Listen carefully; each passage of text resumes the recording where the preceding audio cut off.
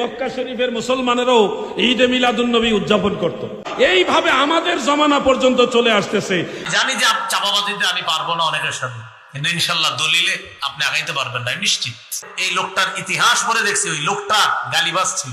সাহাবীরা যেটা করেন এটা করা যাবে না। আপনারা সাহাবীদের চেয়ে বেশি বুঝেননি। তাহলে ইজতেমার ব্যাপারে, সিরাতুন নবী মাহফিলের ব্যাপারে, তাফসীরুল কোরআন মাহফিলের ব্যাপারে, চরমোনাই 3 দিনের মাহফিলের ব্যাপারে, বিভিন্ন সালাফীদের সম্মেলন সহ মাদ্রাসার বাৎসরিক সম্মেলন, এই ক্ষেত্রে প্রশ্ন আসে না কেন যে সাহাবারা যেহেতু করে না আমরা সিরাতুন নবী মাহফিল করব না? এই প্রশ্নগুলি আসে না। মূল কারণ হলো এরা অরিজিনালি ওই দলিল আর উসুল বিষয় না, মূল বিষয় হলো তারা নবীর মিলাদ পছন্দ করে। মুজতাহিদ পর্যায়ের আলেমরা, ইমামরা, মুমিন মুসলমানেরা তারা যদি কোনো বিষয়ের উপরে আমল করে থাকে কোনো ধরনের মতানৈক্য ছাড়া, তখন এটা শরীয়তে হুজ্জত হয়ে যায়। এটার বিরোধিতা করার আর কোনো সুযোগ থাকে না। মক্কা শরীফের মুসলমানেরাও ঈদে মিলাদুন্নবী উদযাপন করত।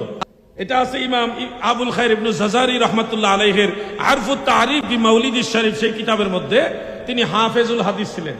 তিনি সেই কিতাবে লিখতেছেন, ইয়াখরুজু আহলু মক্কা ইয়াউমাল মাউলিদ ফি কুল্লি আমিন।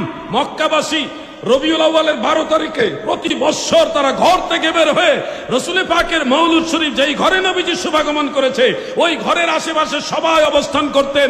এরপরে ওয়াইহতাফিলুনা বিযালিকা আ'যামু মিন ইহতিফালিহিম বিয়াউমিল ঈদ ওয়া কাযালিকা ইলা ইয়াউমিনা হাযা। মক্কার মুসলমানেরা, আরবের মুসলমানেরা সবাই দলে দলে ঈদে মিলাদুন নবীর দিনটাকে অন্য সকল ঈদের চেয়ে বড় ঈদ হিসেবে উদযাপন করত। মারহাবা বলে। এইভাবে আমাদের জমানা পর্যন্ত চলে আসতেছে। ওই সময়কালটা ছিল ইমাম ইবনে রজব হাম্বলী রাহমাতুল্লাহ আলাইহির সময়কাল।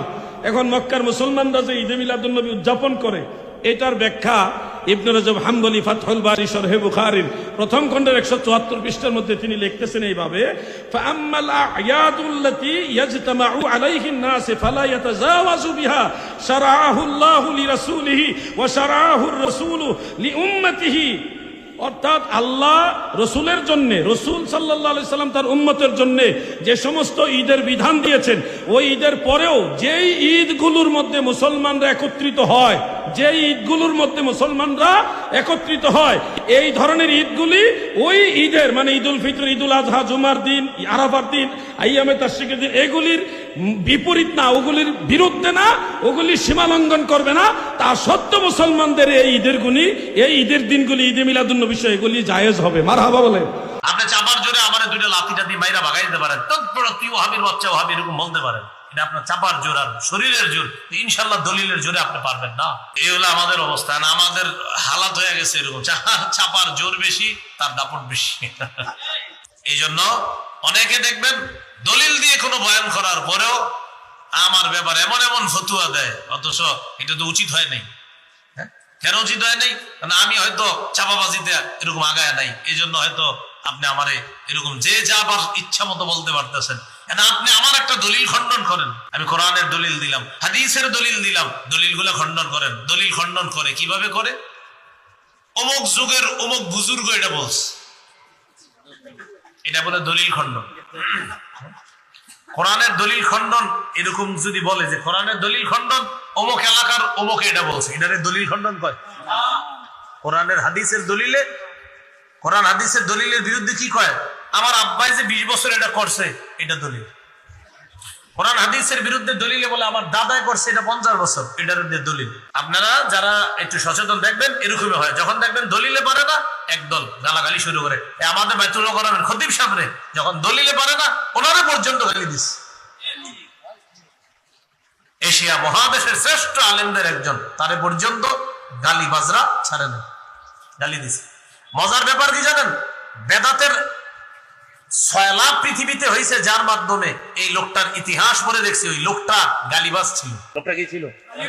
ইবনে হাজার আসকালানী রহমতুল্লাহ তার ব্যাপারে লেখছে যে ওর মুখের ভাষা ছিল খারাপ। এজন্য ওর অনুসারী যারা বর্তমানে হয়, ওদের শেষ অস্ত্র গালি। এটা আন্দাজি ঠিক না, এটাও দলিলে ঠিক। মানে দলিলে পাওয়া যায় এরকম। বেদাত যারা ছড়াইছে দুনিয়াতে, ওদের একটা অভ্যাস ছিল, ওরা গালি দিত প্রচুর। বর্তমান যুগেও দেখবেন বেদাত করে যারা, ওদের সর্বশেষ অস্ত্র গালি। আল্লামা আমর শরী রহিমাহুল্লাহকে এমন এমন ভাষায় গালি দিচ্ছে, ওনার জীবদ্দশায় আমাদের দেশের অনেক আদর্শ ব্যক্তিরা তো গালি দেওয়ার পর আমি চিন্তা করি, আচ্ছা উনি গালি দিল কেন? পরে আমি ইতিহাস খুঁজলাম, খুঁজে দেখলাম বেদাতের 6 লাভ যে করছে পৃথিবীতে, ওর মুখের ভাষা ছিল ভয়ঙ্কর, খুব গালিবাজ ছিল। এই জন্য ওর অনুসারীদের সর্বশেষ অস্ত্র গালি। গালি বাকি এতে আমি কষ্ট পাই না। কেন পাই না জানেন? তখন চিন্তা করি, আমার যদি কিছু কয়, মনে করেন আমারে যদি বলেন আপনার গালি দিল, কিছু বললেন, আমি বলি গালি দিল, কি বলবেন আপনি? কেন বলবেন না? আমি বললাম অনুসারী যাদের ওনারা, তারা তো গালি দিত, উনি গালি দিলে আপনি কষ্ট পান কেন? কারণ আমাদের বড় বড় ওলামায়ে কেরাম তাদের গালি খাইছে, আমরাও তাদের গালি খাই। কেমন? ওই বেদাতীদের গালি খাইছে ইবনে হাজার আসকালানী, ইমাম নববী ওই বেদাতীদের গালি খাইছে। তো এই যুগেও গালিবাজ থাকবে। তাহলে বলেন তো, দলিলে না পারার সর্বশেষ অস্ত্রের নাম কি? গালি। এটা মনে রাখবেন। গালি বাই অমুক, বাই মানে অনেক নাম লিখবেন আপনি, বেদাতি হুজুর কয়েকজনের, দেখবেন গালির লিস্ট হিসেবে। আর আপনারা মনে মনে বলতে, হুজুর বেদাতি হুজুরকে, যে বেদাতি করে সে। যদি বলেন হুজুর অমুকে বেদাতি, তো বেদাতি করলে অমুকে বেদাতি। কথা কি বুঝতেছেন? সোজা আমল কইরা জান্নাতে যাওয়ার চেষ্টা করেন। আব্বাই করছে আর দাদাই করছে, এগুলো আর বললেন না। কথা কি বুঝে আসছে? নামাজ পড়েন, রোজা রাখেন, আল্লাহ টাকা পয়সা দিলে যাকাত দেন, আল্লাহ টাকা পয়সা দিলে হজ করেন, ইমানটা ঠিক রাখেন, এত ঝামেলায় যায় না, মরবেন নিরাপদে জান্নাতে প্রবেশ করবেন।